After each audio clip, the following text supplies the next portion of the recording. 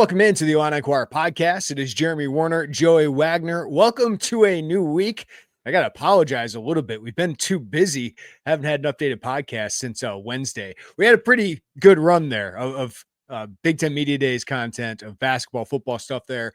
But we did have a little bit of a lull here in the podcast because Joey and I have been busy talking to Illinois football people, going to training camp practice. And we had basketball availability, and we had some basketball news that we're going to talk about today. They add a player in the class of 2026. Could they add another one here soon? We'll talk about Ethan Brown, Landon Davis, a power forward that Illinois is going after. We'll talk about updates on the two Europeans. David MIrkovic is here. He is in Champaign, and Mihailo Petrovic is officially announced as a signee for Illinois. So we at least took a step in that direction. And we also got to give our initial thoughts on training camp. We'll talk about some of the position battles. We'll dive more into training camp, dive more into positions with Illinois football moving forward. But Joey, it just felt like we owed people an update because there's been a lot happening in the last 4 or 5 days. Yeah, we went from the summer where it's like we're kind of really, to be honest, fishing for content and trying to find interesting stuff and new stuff to talk about. And then all of a sudden it's here we go. There's a lot of news coming this way. Football's gotten a lot of attention for us, obviously, as you would imagine with training camp. But it was good to talk with Camryn Crocker, Illinois' new defensive coordinator for basketball, to talk with Kylan Boswell, Tomislav, Ivisic, Humrichous, just to kind of get a little bit of a basketball feel again here in the late parts of summer. So a lot going on, man. Yeah, and the class of 2026 starts, so we got to think about prep recruiting going on here as well. But let's start it off. David MIrkovic is in Champaign, and Illinois only has about a week left of summer workouts. He can't partake in those yet because he's not enrolled in classes for the summer, but he will be enrolled in classes for the fall, and he can work out on his own. He can use the facilities for Illinois. But Joey, most importantly, he is here. The kid from Montenegro, 6'9", 260, really strong, good rebounder. Illinois needed some toughness and tenacity in the front court, and now he's on campus. There's no doubt he's going to be a part of this team. That's huge, right? Just getting him here in the States and getting him here part of the team, and he can at least watch practice. He can be around it, be part of the program, get to know his teammates. So missing summer, not ideal, but he's a front court piece that is very talented. That's going to be a big part of this rotation, in a front court that might not have the most athleticism, but you talk about size and skill. Now you add the tenacity of someone like David MIrkovic. Good to see it happen. Yeah, it's a huge step in getting him ready to go for the season coming up here. Yeah, I mean, we'll see, right? I mean, they're still getting him here is a big thing. Obviously, the NCAA, I don't know that you're really going to run into a bunch of hurdles on that front. He's 19 years old. This isn't some, you're not really stretching here, right? I mean, we will talk about Petravic being 22 and what that looks like. Yeah, he's a big piece to the front court, Jeremy, and that's kind of missing the summer. We talked to Tomislav Ivisic about this last week. That's kind of the plus and minus when you recruit internationally like that. And it's not always as cut and dry as you graduate high school in May, you're on campus in June or July or whatever that looks like, and you get the full summer. So there's a catching up process. There's a getting used to life in college basketball in the United States process. All of that is expected. You knew that was coming, but just to simply get him here, you wish he would have had the summer to get with Adam Fletcher, to understand a little bit more of what Illinois is trying to do on both ends of the court. But it's a heck of a lot better than pulling this thing into September, and you're like, okay, where's MIrkovic? What's going on here? So it's a huge step forward for him. Yeah, and you've talked to him, Joey. I don't know how much of there's some personality, man. Cultural acclamation there is, because I mean, he's been around basketball players, he's been around hoopers, he's been a professional player here for the last year. So he seems ready for this. But there's obviously going to be a change no matter where you're going, especially when you're going overseas like this for him. So, but I think he's going to fit in seamlessly. He looked great at the Nike Hoop Summit for anybody who saw that game, going up against some of the best players in the U.S. I thought he looked skilled. He looked really able to get up and down the court. He looked in great shape at that point. It looked like he had actually slimmed out a little bit. So seems like he's on the good side there, but just gives them something that I thought they lacked once they lost Merez Johnson, right? You lose Merez Johnson. I get a little concerned about rebounding and obviously just that toughness in the interior, but he also can stretch you out a little bit. He can shoot. He's a capable shooter. Don't know how many threes he's going to actually attempt this year, but he is capable of doing it, and a very skilled passer, can drive it. Defensively, how quick-footed is he is a little bit of a concern, but again, in the Nike Hoop Summit, I kind of like that a little bit more.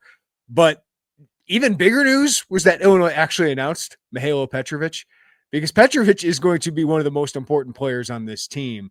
Illinois in the half court needed another kind of playmaker with the ball in his hands. I think in the, pushing it in transition, they could have been better. That wasn't a Kasper Siakishonis kind of bright spot last year. Petrovic certainly can do that, but we hadn't even heard that he had signed. Mirkovich had signed back in May. Like, that was announced back in May. So finally to hear that he has signed is a very good signal. Of course, you still got to get him over here. And from what I have heard, Joey, it's going to take him more time to get over here. Obviously, with the federal government, the visa pause for foreign students, that has delayed things a little bit. But I will say what I have heard is the question is more of when and not if. And there does seem to be some optimism that he will get here in time for the fall semester to start. But, talking with Kylan Boswell has been the main point guard. And Keaton Wagner is like the next point guard. This is a really important addition to get over here as soon as possible. But it does seem like there's growing optimism, and there's, just a faith that he will get here. It's just when exactly is still a question mark. Yeah, that was a long window in which they hadn't announced him. And every day that went on with that, you thought, okay, what's going on here? This is not ideal to not have him announced in any way, shape, or form. So I understand, like, if you're reading it, you see, like, okay, they signed him. It doesn't really mean much, right? If you're just looking on the outside, like, it feels like a formality. Okay, they signed him. Them acknowledging he exists on planet Earth and signing him is a step forward. It means, like, there's other pieces in play here and getting ready to get there. It might take some time. To me, it sends the expectation he's going to be here. Like, you are setting the expectation to the outside world, and I think that's significant. And then just, talk with people, it is moving in the right direction. So there does seem to be optimism is how I would put it at this point.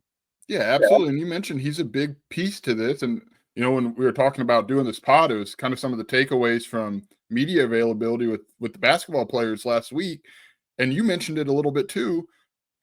In a small silver lining, assuming he gets here and everything goes on without a hitch, I think those summer reps for Kylan Boswell as that point guard, that facilitator, that might play beneficial as you get into December, into January, into February, even if that's not exactly what you're asking of him. KJ ran the offense. I expect Petravic to run the offense in a lot of ways this year, but just getting more reps as that one guy, I think is significant for Kylan Boswell. And obviously you would have liked the chemistry, right? I'm not trying to say ignore the fact that he wasn't here for the summer, because the chemistry would have been really important for Petravic, for Boswell, for the front court guys and pick and rolls. All of those things matter. But if you do want to look at it a little bit more half full, they've announced Petravic, and Boswell got meaningful reps as a point guard. And now the other things have to come into play here. Yeah, the other part is Petravic is 22 years old, right? So, like, he can kind of come in here and he's played before, right? Like, and he's had to accustomed to new teammates, but there's going to be an acclimation period for all those guys, and it's delayed because his arrival is delayed. So that is part of it. The other part of it, silver lining, if you want to look at it, Keaton Wagner's had the ball in his hands a lot. And, I don't want to hype the kid up too much, but Kylan Boswell did enough of that the other day, right? When we asked about him, there's a lot of excitement about what Keaton Wagner can be and making an immediate impact. And to be honest with you, with Ty Rodgers out, they need one of these freshman guards to at least be in the rotation. And Wagner's always had that ability to be a combo guard, to be a playmaker with the ball in his hands, kind of like Will Riley was this past year, or Kasper Siakishonis. Both those guys obviously can create. So, can he be another option? I think this last couple of months has certainly allowed him to gain some confidence. He's going to have to show it against a higher level of competition once we start get going in the season. So that's another silver lining of this. But there is a delay in this team just coming together. Last year they had that too, and it didn't impact them all that much, right? I mean, I wouldn't say like this team didn't look like it was gelled by the time they rolled the ball out in early November, right? Even though Tomislav, Ivisic wasn't completely cleared to play by the NCAA. This team started hot. It was just in the middle of the season when freshmen hit a wall and you had all your injuries and illnesses. That's when it kind of happened. So if you want to look on the bright side, is it didn't impact them that much last year that everything was kind of delayed. Yeah, I mean, and every team's different. The makeup of every personality. I don't think what we feel are important pieces not being here in the summer is an automatic, well, they're going to start slow. Hope they hit their stride in January. But I also don't want to look at last year and say, look, it doesn't really matter. There's a middle ground somewhere, and it's all different personalities. Having your point guard be 22 probably helps a little bit in easing that transition. And I mean, that's all got to come to be. But I think I like veteran guards, and Illinois has it, even though Kylan Boswell is he like 20, 21? Yeah. Fourth year, 20-year-old player. Yeah. Yeah, but he's got 4 years of really significant minutes in college basketball. So I like the idea that if you're going to be a little late, two of your facilitators are older guys. And that's not to take away from KJ, because KJ was really stinking good early in the season before that wrist injury kind of slowed down that and just kind of hit a wall late. But yeah, I mean, I'm really interested. That's such an interesting storyline because I don't think it's so cut and dry. You know what I mean? Like how that all comes in practice is going to be something interesting. I don't know that we're going to see it, but we're going to have to ask and hear how people talk about how it's all coming together. Yeah, I think the next storyline obviously is Petravic getting to Champaign. Yes. And then kind of like with Tomislav last year, how does the NCAA rule with everything? Now, it seems like Illinois is confident he will be here. How many years of eligibility? I would say it's 2 or under for a 22-year-old point guard. But yeah, those would be the next steps. But there is a lot of confidence. And at least we're seeing some movement forward with those two guys that a whole roster is almost here. Can I ask real quick, does it matter the years to you? Like, no, I don't think they're taking him thinking he's going to be a 4-year guy. It's just get him cleared to play. I don't know that it matters. If it's 2, it gives you the possibility, right, of the next season. But I don't think you're sitting here holding your breath like, please be 3 or 4. That's not probably how he sees it here. This is obviously a gateway to the NBA.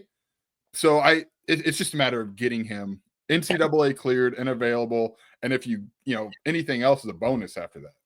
Yeah, it's a gateway to Petrovic making money. That's what it is, right? Like he's going to make good money here more than he would overseas. Yeah, this is a 1 or 2 year deal. I think that the expectation is that it's a hopefully 2-year deal.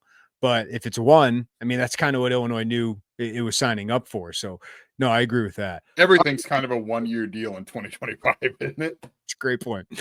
All right, you caught up with Camryn Crocker. I was talking to some other people during that time. The new assistant coach was hired about 2 or 3 months ago, finally able to catch up with him. What stood out to you in your conversation with Camryn Crocker? Yeah, obviously, I mean, you can tell he's very basketball smart. He's very relationship driven. I mean, he made a good point. He didn't recruit a single human on this team. He didn't know them until he showed up in Champaign. So if you're going to be the defensive coordinator, which he is, you've got to build those meaningful relationships where you can ask and push and coach players hard for them to trust you and get out of them what you need to get out of them to improve the defense. He also didn't rock the boat.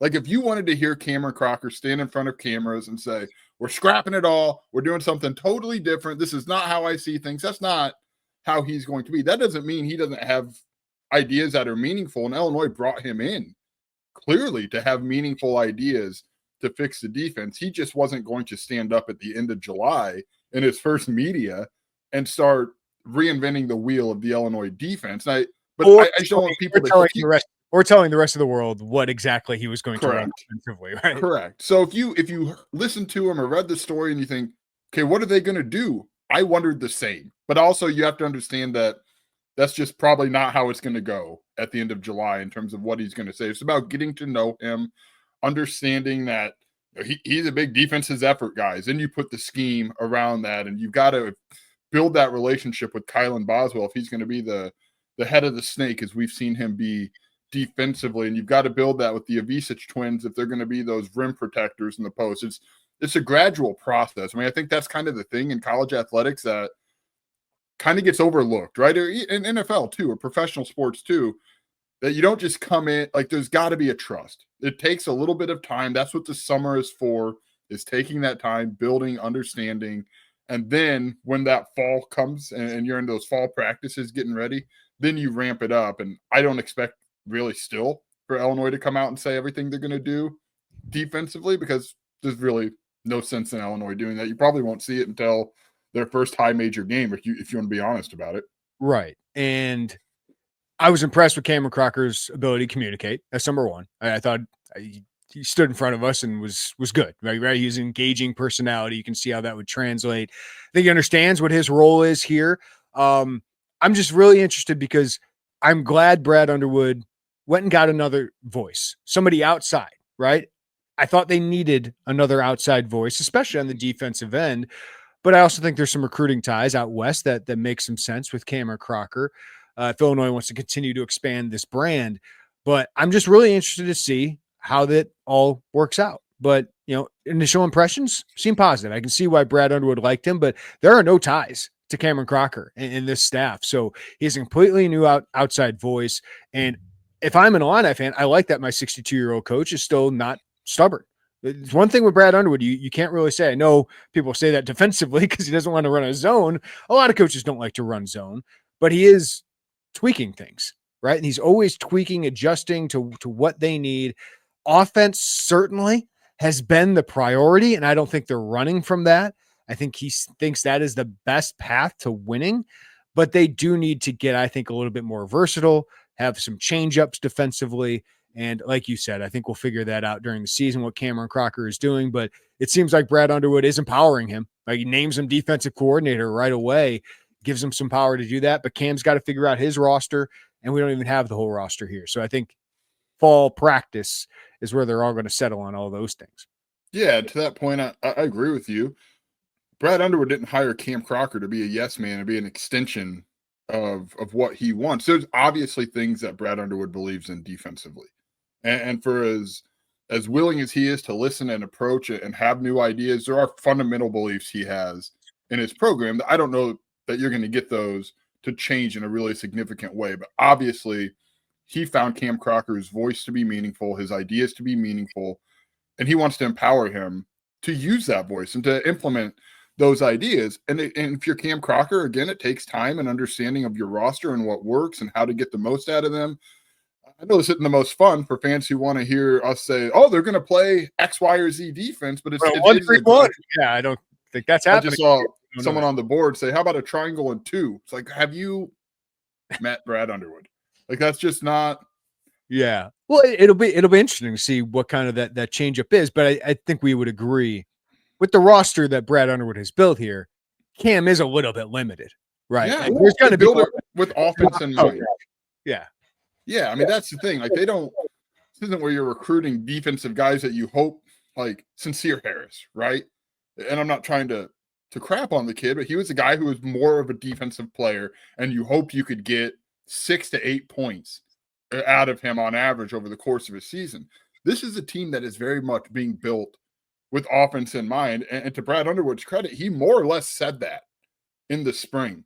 And so that is like, you are a little bit limited on the defensive end. And I'm curious what that creativity is going to look like to get the most out of the defense and to take meaningful steps forward. It sounded, Jeremy, in the spring rather, that Brad Underwood was interested in forcing more turnovers, which had not really been, after those first 2 years, that had not really been a priority. So that kind of sounded like something. I'm curious how they unlock that. I think you got to unlock Kylan Boswell a little bit, because in those final 3 regular season games where they just started to hedge more, if you want to call it, stab more with Tommy and Z, I don't think are great at those things, but just to have that change up, it felt like Boswell was able to get into the grill of some of those guys a little bit more. And they always look towards the NBA. And the one thing you saw in the NBA finals was those Indiana Pacers guards, like TJ McConnell's not the best defender in the world, but you allow him just go 90 feet, like play him for 15, 20 minutes and really let him get into people's grill and just make them uncomfortable, eat up some of that shot clock.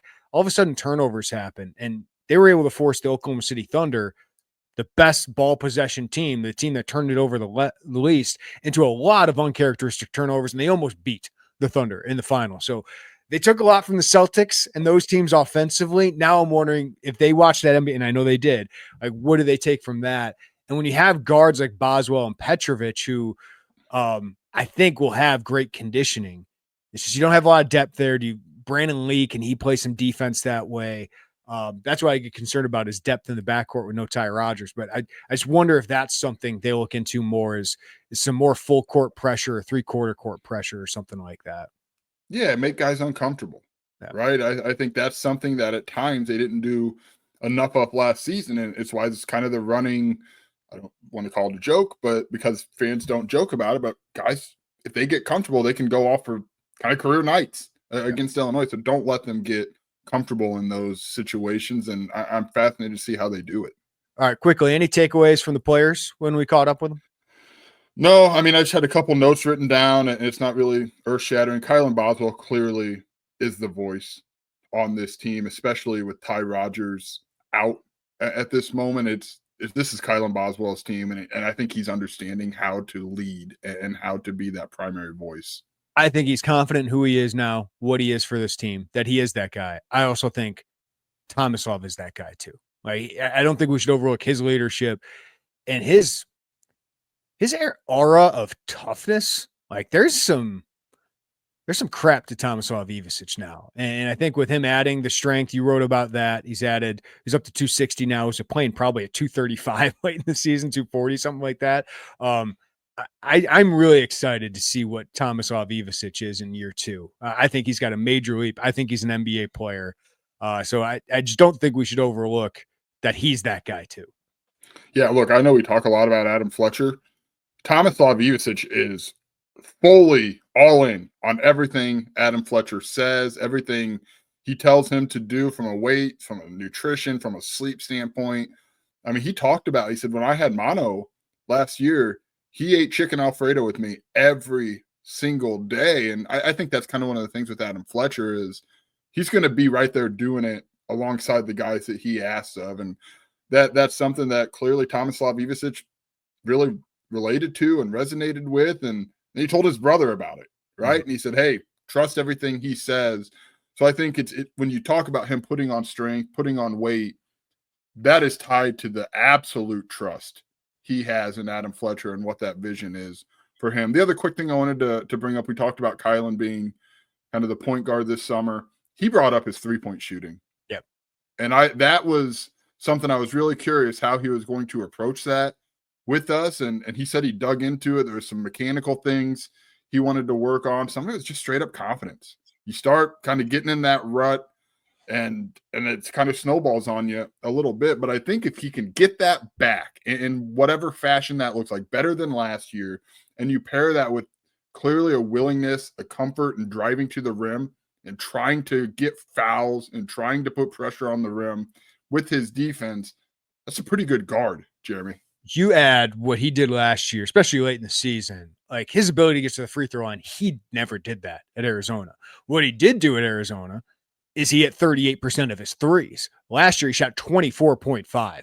Just find some equilibrium there. If he shoots 35% from three, he's one of the best guards in the Big Ten, right? Like, I think highly of Bruce Thornton. There's no reason why Kylan Boswell can't be good or better than Bruce Thornton in that area. So I think, yeah, he's got a huge leap ahead of him if he just makes more threes. And he's done it before.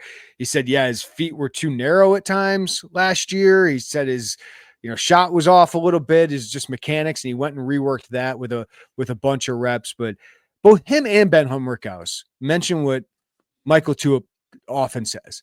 He says, when guys get in shooting ruts, it's confidence. It's almost always confidence. They might get it up and it looks good, but if they don't think it's going in, it's not going in. So he said it's as simple as that sometimes. And just basing off of that, like Ben Humrichous, he looks different. The shaved head, he's added about 12 pounds of muscle, and he just sounds different, sounds wiser, sounds more comfortable and confident in who he is. Listen, I don't think Ben Humrichous is all of a sudden going to turn into NBA prospect here this year, but I do think he can get a lot better and more efficient offensively, because if he just gets to his career mark of 38 to 40% instead of 33 to 34, talking about a different player. And I think a lot of that's confidence, it's mindset. The bright lights of the Big Ten could swallow you up. And as great as this Illini fan base is, they will let you know when you struggle. And Ben Humrichous and Kaspers, I think towards the end of the year, were the two guys hearing it most if they went on social media. So he's kind of gone away from that, focused on the people who matter, the people who are confident in him. I just think his return is a little underrated because I think he's going to play 20 minutes or more. And him and Mirkovich in that front court as a rotation alongside Z and Tommy, I just think he's an underrated return guy. And he just sounds different. We'll see if it carries over into the season, Joey. But it was good catching up with him. And him, if people missed the story, go back and read that because I thought the quotes were really telling. And he really shared what last year was like for him. Yeah, kind of a reminder that this is hard. Yeah. It's hard to do this. And I think it's okay to say when it's hard to do this. And I don't think you say that in hopes that, fans will pat you on the back and what comes with it, right? You know what comes with the platform, and there's going to be criticism, and obviously some is far out of bounds. You're paid now. You're paid. Yeah, you're paid. No, that doesn't make out of bounds criticism any better, any more justifiable because it's not. But there's a spotlight that comes with it, and I think you've got to understand that a little bit. And it's also a good way to remind people when Brad Underwood sits at a press conference in January. He says, I tell him to shoot it all the time. Every time he shoots it, I think it goes in. And he's a great shooter, and all of those things that you've heard Brad Underwood say 652 times this season. He's not talking to you. Nope. He's not talking to us. He's not. He's talking to the guys who are in a little bit of a shooting rut. And just like an August reminder to keep that in the back of your brain come season time, because that is how Brad Underwood approaches it. And it's all about keeping those guys confident and making them feel like they're a good shooter and they can get out of those slumps. So prerequisite, maybe just roll your eyes, smile, and understand what his goal is here. That's why I rarely ask about shooting slumps with him anymore, because I know what he's going to say, right? And the green light's there for all those guys, especially. Shoots the cover off of it in practice. Every time he shoots it, I think it's going. I mean, you can recite these. It's been 8 years. Especially when it's not like if it's Ty Rodgers throwing 5 threes up a game and making 0. It's like, okay, we got a question there. But it's Ben Humrichous. He was recruited to be a shooter. He's got a history of being a shooter. All right, the last thing we'll get to on hoops before we turn to football for a little bit. Ethan Brown is the first commitment for Illinois in the class of 2026. 6'4", 180-pound guard out of Missouri, Rolla, Missouri. And he's rated number 144 the last I saw on the composite rankings. 4-star in the composite, 3-star by 24/7 Sports. But he's just one rating point away from a 4-star for 24/7 Sports. Really good spring and summer for him. Playing in the New Balance circuit there. It's not the highest level of competition, but he really shined. Had a great junior year at Rolla. And he has got good feel. He's got length for a guard. He's got versatility offensively. He can be a knockdown shooter, but he can also create off the bounce for himself, get to the rim. Explosive athlete, too. Like he can really finish at the rim. The comps I'm going to say are two very good NBA players, but I'm going to compare them as prep prospects because these guys weren't that highly ranked. Austin Reeves of the Lakers went to Wichita State before he ended up at the high major level at Oklahoma. Christian Braun, when I turned on the film, Illinois had offered Christian Braun out of high school. He's outside the top 140. Then blew up his spring and summer, eventually commits to Kansas, but really was kind of thought of as a developmental guy. He's obviously turned into a great NBA player, first-round draft pick, but kind of reminds me of those guys as prep prospects. And you think of a guy might have to develop for a year, but I think there's some upside here, Joey, in setting the foundation of this class for a guard that has some versatility, has some explosiveness at the rim. I think this is a good eval. I really like him, and you're not going to get a top 50 guy all the time. We'll talk about that here in a second, but I thought this was a really good addition. And then Illinois also is going after Landon Davis, a forward out of Iowa, 3-star prospect, no other high major offers, just like Ethan Brown. I expected a decision soon there. I think he's even more of a developmental guy than Ethan Brown, but he's about 6'9", versatile defensively. I think he's got some quick feet and he can block shots. Shooting improved a lot, and I think that's part of why Illinois offered him. Played alongside Arifan Diane, who's a top 20 prospect in the class of 2026. And I think that really opened up his game because he was a center before, and now he's playing more of that stretch 4, complementary 4 role. I think the upside for him is rotational player, But for what Illinois likes, big guys who can shoot, pass, defend. I think he's got some defensive versatility. He kind of fits. And it kind of goes into what I think prep recruiting is becoming. It goes into the podcast that Derek Piper and I discussed. So we don't have to dive super into it, but we can hit on it. Like, not all prep prospects can be megastars anymore, right? You have a budget, and a lot of that budget has to go to guys who are going to make an immediate impact. And I do expect Illinois wants to land at least one of those guys, like a top 30 guy in this class. Alex Costanza, a 3-4 wing that I think has the athleticism Illinois needs. Dylan Mingo, point guard, two-way guard that can combo guard that can really make an immediate impact. So you'll have to land one of those guys.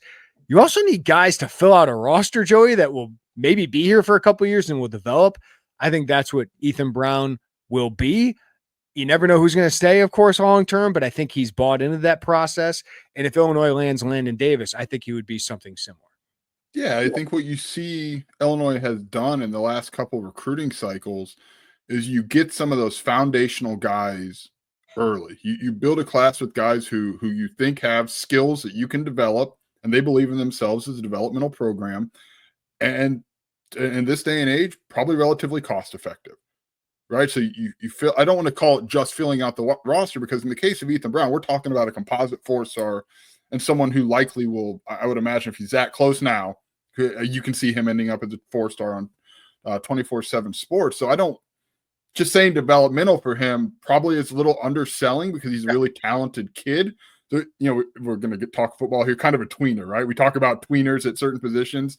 He's a tweener between developmental and someone who you could really see maybe finding his way early into the rotation. Which is what we said about Keaton Wagler last year. And I feel right now that Wagler is going to be a part of the rotation. Absolutely. So this follows a trend for what Illinois has done. And then in the spring, like if you're a top 50 kid in the country, there's almost no reason to do anything until the spring, when you see how rosters are played out, how some of those finances look. But if your programs, you want to build with guys who believe in the bigger development picture. In the case of Ethan Brown's his only high major offer, he could have gone mid-major and transferred up, and probably played well enough to transfer it up. If they get Landon Davis, he's a guy who probably could go mid-major and see if he's a transfer up guy. You just get them here because they believe in your vision for them and how that looks. So I get it. If you're looking at this and saying, okay, I know Costanza's out there, I know Mingo's out there, but this follows a path for what Illinois has done and how Illinois has built its rosters over the last few off seasons. And the spring is when you really go swinging big, right? And you're going to have to replace your point guard. You're going to have to, you might have to replace Tomislav Ivisic if he makes that NBA jump. You want money there to go replace those guys at a high level. And you don't want to, I think you need money for retention if you want to keep a guy like Zvonimir Ivisic and Andrei Stojakovic if those guys want to return. Absolutely. Yeah, that's absolutely right. And I do want to know where Brad Underwood is, and I think you can see it. Your action guys, your go guys, I think he prefers them to be 20 years older or older. Yeah. I think having an action or a go guy as a true freshman and the money that comes with that, there's a lot of variance there in terms of what that outcome can be. I do think he would prefer to go a little bit older in some of those spots. And so we're down the line here a little bit, Jeremy, but this very much is to build the foundation of your class, guys who believe in what you do, and then you believe in their skills and what they're able to do and that you can get the most out of them. Yeah, you certainly, I feel like you need to add more athleticism to this roster, especially at the 3 and 4. They feel high on Stojakovic, and Ty Rodgers' injury is going to impact this year with that. But even in the future, like that's why getting a guy like Costanza or Mingo would be really important, because I think you need more two-way guys on this roster. And Costanza is just kind of like a Miles Bridges type of build, athleticism, skill, all of that. I feel like you need more players like that, but those guys aren't going to commit into the spring. So like, that's where I would say I like setting a foundation, getting a couple of guys that are low risk, low cost, that you feel strongly about the evals that can play a role for you eventually. And then you go star hunting in the spring. Like that's just kind of how we're set up now moving forward. All right. We ready to talk some football, Joey? Yeah, let's do it. All right. Kind of a busy time with football, huh? a lot going on. USA Today poll just came out. Illinois at number 12 in the rankings. So all those rankings are starting to come out now. Certainly a lot of excitement for the start of this camp. Just give me an early development that you think is worth noting. I will say pretty healthy going into this. There's only a couple guys that were out the first couple practices. Caden Fagan's back. Dylan Rosiak's back. Xavier Scott's back. Miles Scott's back. A lot of guys who were out for the spring are now available. But as you noted, Joey, the other day, J.C. Davis was in a boot in the second day of practice. Doesn't sound serious. We're going to talk with Brett Bielema today. We'll ask him about that. But we'll see where he's going to be. But feel good that J.C. Davis is probably going to be back here within the next couple of weeks. But any other big early development you want to hit on first? Being healthy is probably the most significant one. I don't think Davis is long-term. Davis is a guy who has played a lot of football. That you want to be overly precautionary with him. Again, Brett Bielema will talk to him, but that's what I expect to come out of that. I have it in all caps like 3 times, and I feel like I'm taking your bit here a little bit. Colin Dixon. Colin Dixon is the takeaway for me to this, like one of the offensive takeaways for me to this point. They trot him out there day one of training camp. Now, we say that Luke Altmaier, J.C. Davis, Xavier Scott all talk to us in Vegas. They were not going to put them back out there. But when your day one of training camp is Aiden Lawfrey, who is going to be running back 1. Yeah. You're likely 3-time captain center, Josh, right? 3 times? It was last year's first time. Last year may have been his first time. So you're back-to-back captain, presumably Josh Kreutz at center. And then Colin Dixon. What's the wind horse, Jeremy? I know what you're doing. I'm so thrilled that you're doing this. But they are, and then he's like the face of day one of camp on their socials. Like, this is a thing. So, like, you've been kind of on this, not kind of, you've been driving the Colin Dixon hype train. Illinois seems to be following suit with him. And I have it 3 times, man. I think he is going to be a guy who is in contention to lead the team in either receptions or yardage or both. Yeah, I'm going to own this one, even though there's a reason I'm owning it, right? It's just what you talk to people about, and it's just kind of looking at what his development was last year. Colin Dixon started last year. He surprised everyone. We were in the spring last year. We're talking about Kanari Wilshire, Hank Beatty in that slot. They kind of changed what they wanted at that position because Colin Dixon allowed them to do that. Kind of this power slot. I'm not saying he's this guy, but kind of how Detroit uses Armand Ross St. Brown's bigger guy in the slot, but can help you block. He can basically be an extra tight end at times because he's that good of a blocker. But then, you can get the ball to him and screens and he can make plays because he's like a running back in space, kind of like a DJ Moore type in space. But then, he can go down the field and make some plays as well. It's just kind of the natural progression of that would be, all right, this guy's barely going to come off the field. Like, he can play 600 snaps because you can play him in all these different roles. He's earned some trust. And then what has really been apparent is he's taken a leadership role. Like, he's become the leader of that room, even though there's veterans there like Malik Elsey, Hank Beatty, and I think Hank Beatty's a leader of that room just by example as well. But you can tell Colin Dixon is becoming more confident in being the vocal guy. You had a segment we're going to do soon. Who are our sign guys? Yeah. That guy is on my list. I already claimed him for our sign guys. I can't wait for that podcast. I kind of want to get a few weeks in the camp before we actually do that, but we're probably going to pick a couple guys on each side of the ball. Colin Dixon is one of my guys. I don't know if he leads the team in receptions. I don't know if he leads them in receiving yards. I do think he leads the receivers in reps. So I think he'll be a top 2 guy in receptions and receiving yards. And I just think he was number 1 on my breakouts list. I just think he is a guy that is going to take a leap from starter, contributor to one of the go-to guys, one of the go-to skill players on this offense.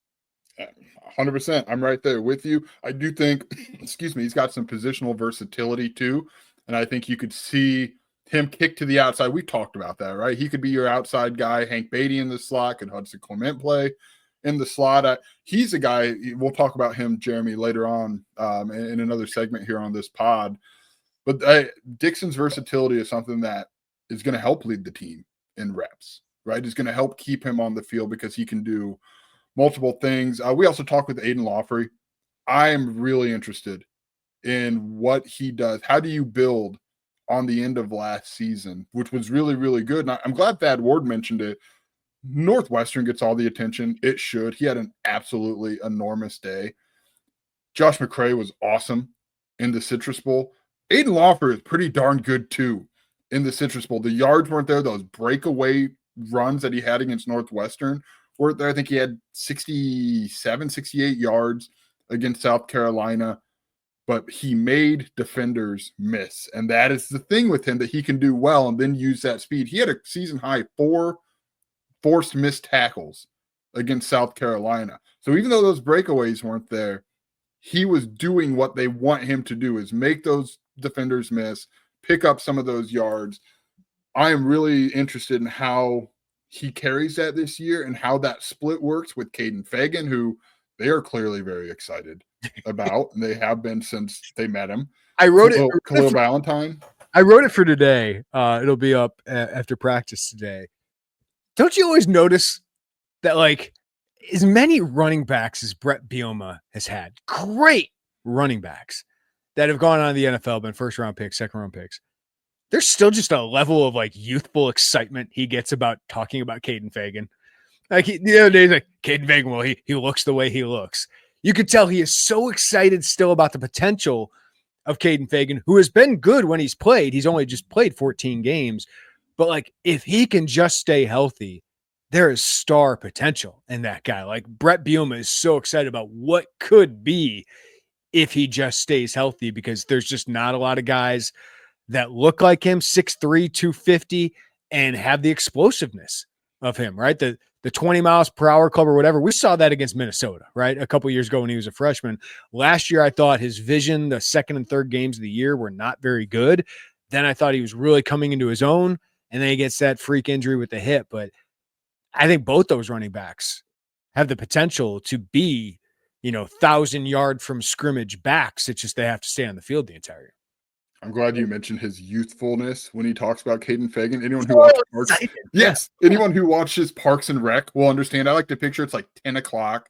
Brett's like grinding training camp film, because that's what Brett Bielema does at 10 o'clock. And he does like the Ron Swanson giggle when Caden Fagan makes like a play. That is how I picture all of this happening. And, again, the running back room as a whole, Jeremy, is we've talked about it. We've talked about the potential lack of depth if an injury happens, but we haven't probably spent enough time. If an injury doesn't happen, right, dude, there's a lot there. We talk more about that possibility. Yes. I get why we do. We do it because objectively, those two have struggled to stay healthy, whether it's a little nagging things with Aiden Lawfery or if it's like real catastrophic injuries with Caden Fagan, right? So there's a reason we talk about it.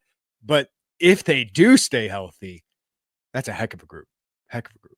Yeah, we're not even including Khalil Valentine. I do think the thing we have to, there's a lot of optimism there with what that could be with healthy. Pass pro is something that Aiden Lawfery mentioned, that we talked about with Khalil Valentine. That is a void left by Josh McCray, who was very, very good at that. So that has been an off-season emphasis for those backs, is make those pass pro gains, make steps in that department.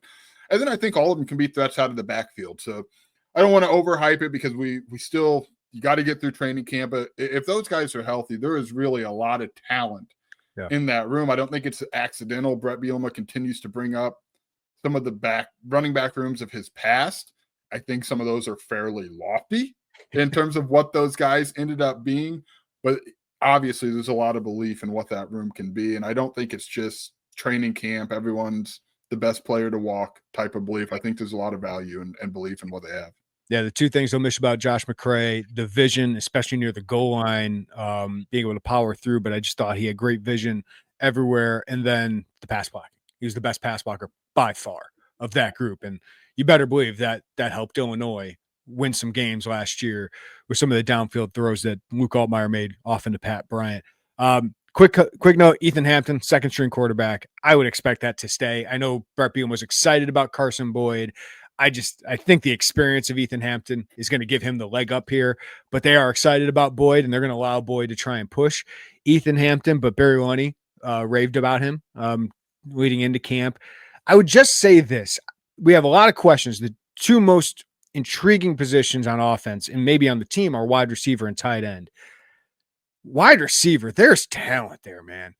Like, I looked at you, and I think I texted you during camp because I was really focused on wide receivers day one. Malik Elsie's always been impressive looking. He looks like Josh Matter-Bebe. Maybe not the vertical explosion, but he's a good athlete too. But it's just that size, the physicality. He looks like a domineering wide receiver, and he's starting to move really smoothly. Just watching him run routes, like there is speed, there's explosiveness there. He's not the fastest or quickest guy, but I just think the upside there is still clear. And to see him kind of being the first guy out there, along with Hank Beatty and Colin Dixon, it's just about now can you act the part? And that's what training camp is earning that trust as that go-to guy, acting like that go-to guy. Justin Bullock is physically impressive. Braden Trimble, the way he moves for his size is really impressive, just in and out of breaks.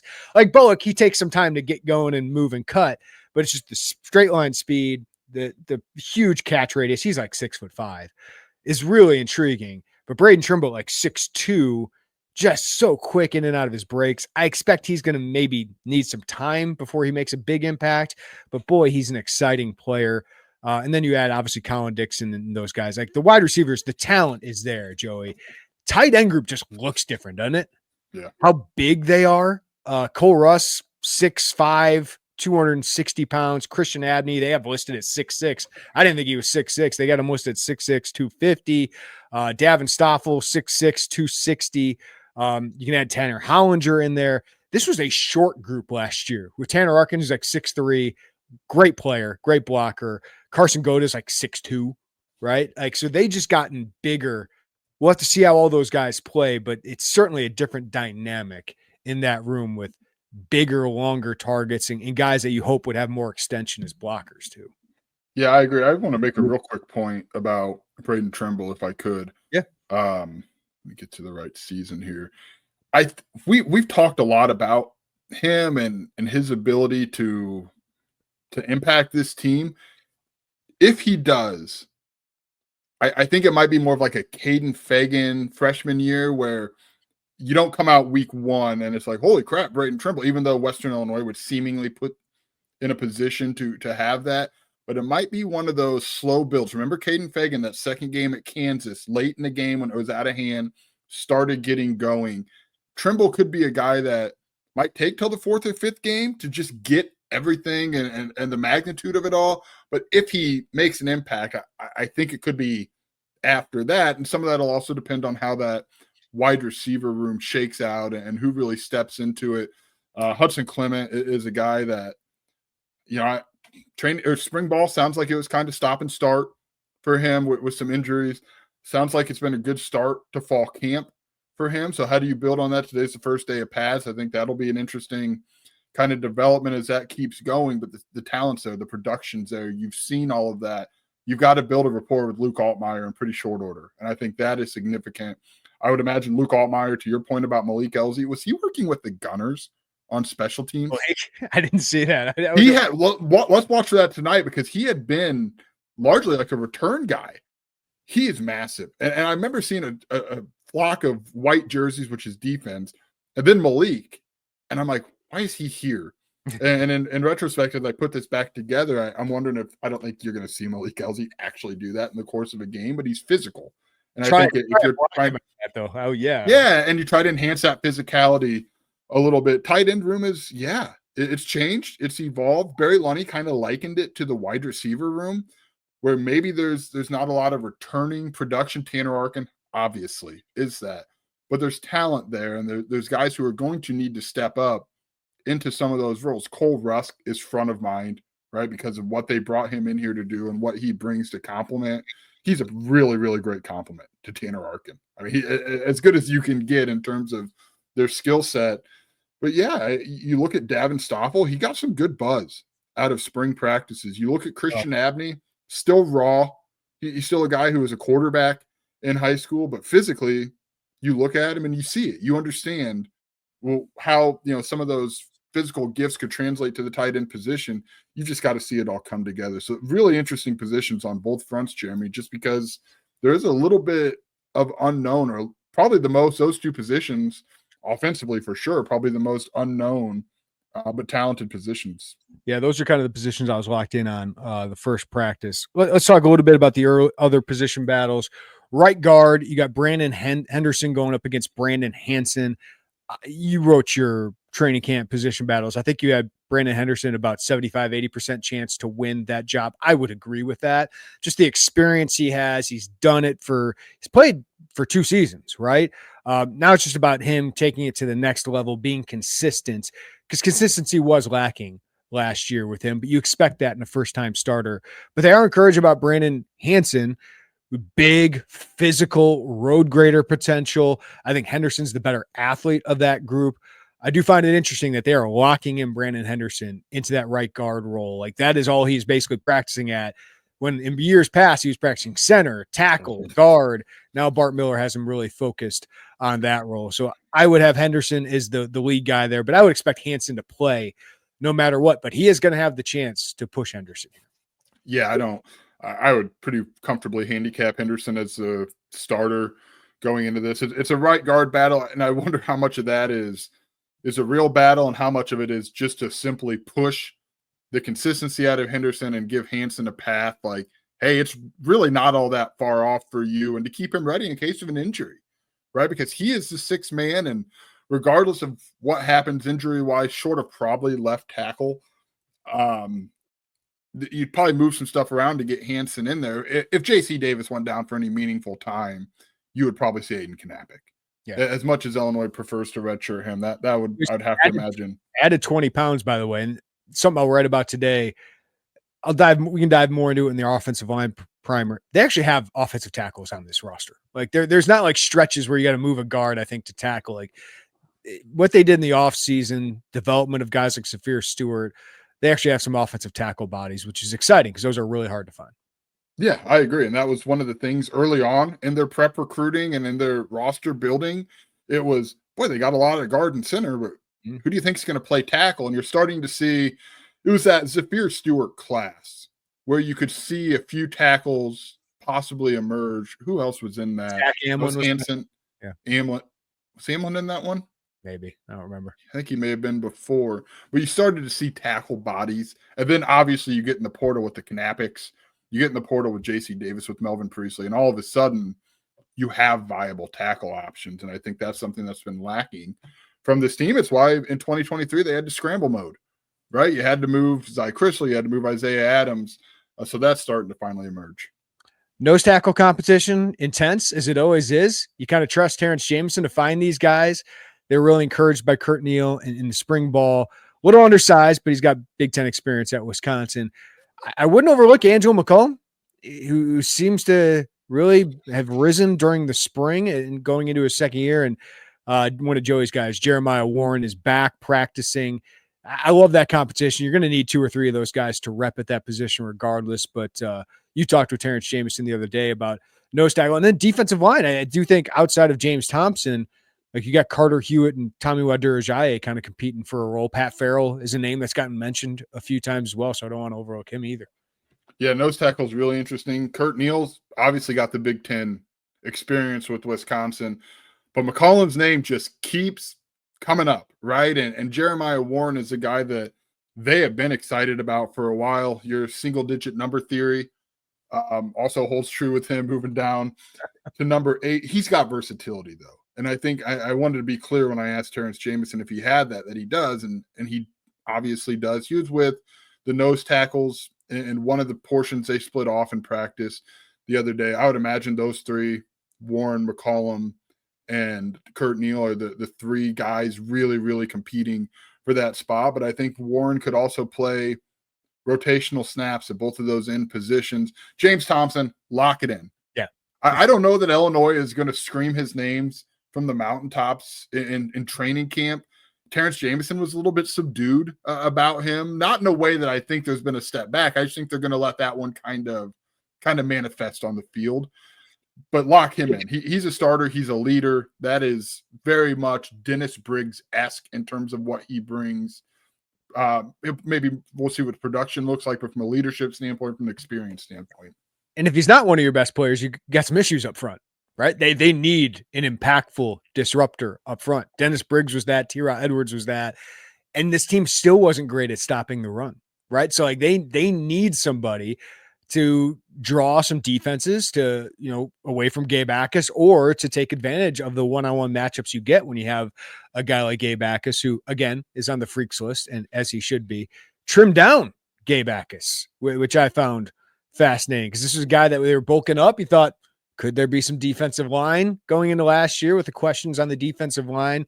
They've slimmed him down. He is all edge rusher, Joey Wagner. He is, and I still think the best Gabe Backus is not in space. It's going after the quarterback, letting him know early on in the play he's going after the quarterback. But yeah, I thought slim down was notable because he is going to have to play in space. Even though the best Gabe Backus is head down attacking a quarterback, there's going to be positions that he's put in where he's going to have to play and out there and a little bit more in space. So you want him a little bit lighter for that. So yeah, that was a notable takeaway for me. He looks good. Like, remember on the pod in Vegas, Brett was like, have you guys seen Gabe? No, we haven't been invited to anything. But when you see him in person, like, whoa, yeah, this. And he said he was 280 in the winter, down to 265. That is a significant drop. Can we talk about real quick the other defensive line position? Because the whole defensive line in its entirety is fascinating. It is the most fascinating part of the defense. Even the linebackers, I think, is interesting. Because linebackers, you return everybody basically outside of Ryan Mead, who played well at the end of the last year, struggled early. Defensive back, you get everybody back. Defensive line, like, there are question marks. Like, if there are struggles this season defensively, I think it's going to be up front, because you have to replace 4 starters from the top 5, right? Your 5 starters in that 5-man front. So yeah, absolutely. What do you got? Well, first of all, Tomislav is very physically impressive. Yes. He is enormous.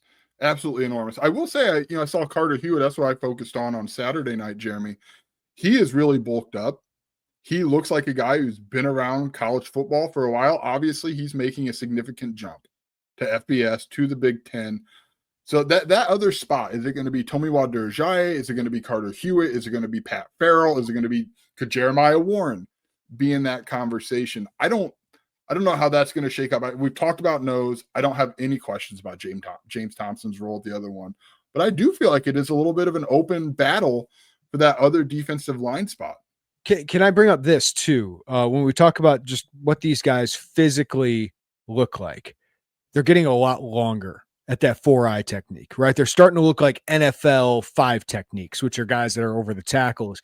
James Thompson, 6'6", 300 pounds. Carter Hewitt is 6'5", 290 pounds. I have to scroll up on the roster because Tomislav is 36, a rare number. 6'5", 300 pounds.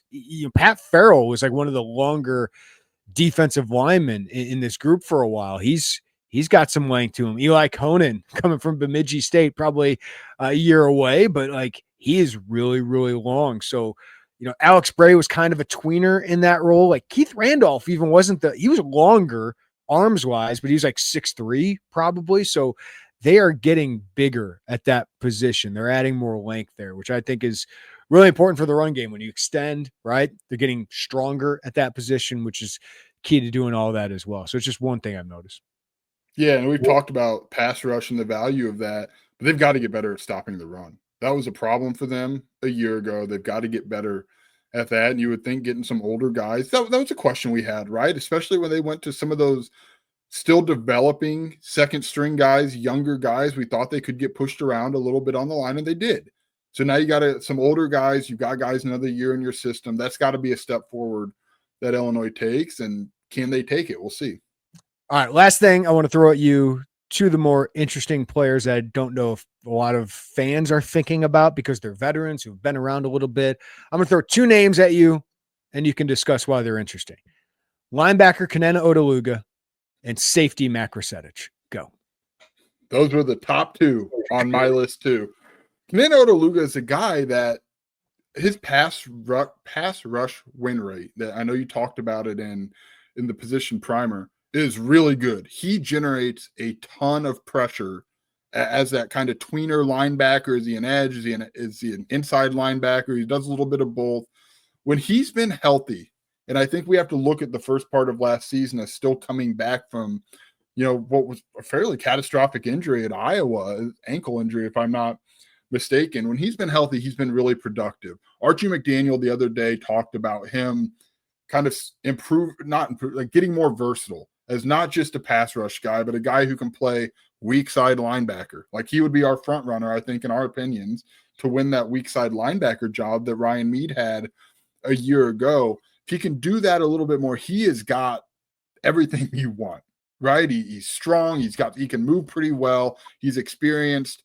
He's a guy that is very interesting as that linebacker. I know Malachi Hood was so exciting to see at the end of last season. I think he still is, and I think there's sub-package roles for him. But Odeluga, to me, screams take that starting weak side linebacker spot and don't look back now that he's healthy. Matt Krasedic, he's proven he can play. He's proven he can. Was great. You're missing Miles Scott in that game, and he steps in, looks phenomenal. Like he made huge stops on Aiden Childs, open field tackles, and we've seen him, former baseball player, play center field and make plays on the ball, interception each of his first few years. There's just, Miles Scott is so solid. There's just times I go, do they need somebody who can make more plays on the ball? Like, Miles Scott deserves the spot, deserves his captaincy, deserves a starter. But like Matt Krasedic is just flash, being able to make plays on the ball that you wonder if there's more upside there. So you asked Aaron Henry, how do you handle that when you have a guy who's proven like he could be a starter? And I'd feel very confident in Matt Krasedic. How do you handle that when he's behind two guys who are as proven as Miles Scott and Matthew Bailey?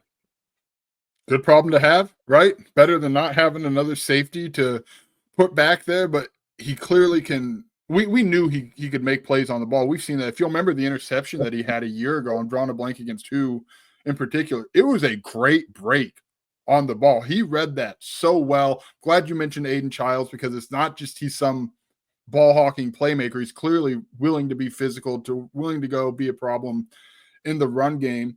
That's a really hard position for Matt Krasedic and for Illinois to figure out how to get him out there, because you're not taking Sidney Brown or Matthew Bailey. It's the same picture. Mm-hmm. You're not taking Matthew Bailey off the field, and Brett Bielema told us Matt Krasedic is his backup. And you're not taking Miles Scott off the field for the most part, I wouldn't think, because he's a captain, because he's a 3-year guy. But it's clear Matt Krasedic has a role. Aaron Henry talked about all three of those guys kind of as 3 starters. I mean, he didn't just talk about the 2 starters and then, also Matt Krasedic. He's that dime safety, which I think is a good carrot to have out there. Like, hey, there's reps for you here. But I'm really, really curious to see how they use him this season, because I think he's clearly ready. It reminded me a little bit. It was less obvious in 2022, but Matthew Bailey went out there and made plays. And you're like, oh, this dude's clearly ready to play football. How do you do it? Because you have Sidney Brown, because you have Kendall Smith, and he was that dime safety. Dime safety has been a gateway to meaningful snaps, especially, for some of those younger guys. I really want to see how they get Krasedic on the field, because I do think he is going to play a good amount of snaps this season, and not just in dime. Can you alternate the two? I don't know, but he's ready to go. I think that much is clear. Yeah. All right, we'll have many more updates. Keep checking on the site. We're doing really comprehensive breakdowns of every day of availability, plus what we get to see in practice. We're going to have some more open practice. It's not fully open. We don't get to see a lot of one-on-ones or obviously the scrimmaging and all of that, but we do get to see these guys move around, see who's making a splash, and we get to hear from the coaches and about what's going on. So we have comprehensive breakdowns every day of training camp. Go check that out at IlliniInquirer.com. VIP membership, 50% off the rest of the month. So it's more than $60 of savings. So be on the lookout for all of that. We got more basketball coverage coming through at Illini Inquirer as well. And Joey, we should probably start our position preview breakdowns coming up here, right? Like I think we can dive into quarterback, running back. We know those positions pretty well. So we'll start doing that here on the podcast coming up as well. I look forward to it. We could probably do a couple of them, right? Offensive line, I think, would fit into that category, but there are some really interesting for a team that's really experienced and returns a lot. If you really want to dive into the weeds on some of these, which we do, there is actually quite a bit to talk about with this Illinois football team. Oh, yeah. And the hype is going. Number 12 in the coaches poll announced today. So a lot of excitement about this team. We'll have it covered for you right here on Illini Inquirer and the Illini Inquirer podcast. For Joey Wagner, I'm Jeremy Werner. Everybody have a great day. Take care of each other. We'll talk to you next time on the Illini Inquirer podcast.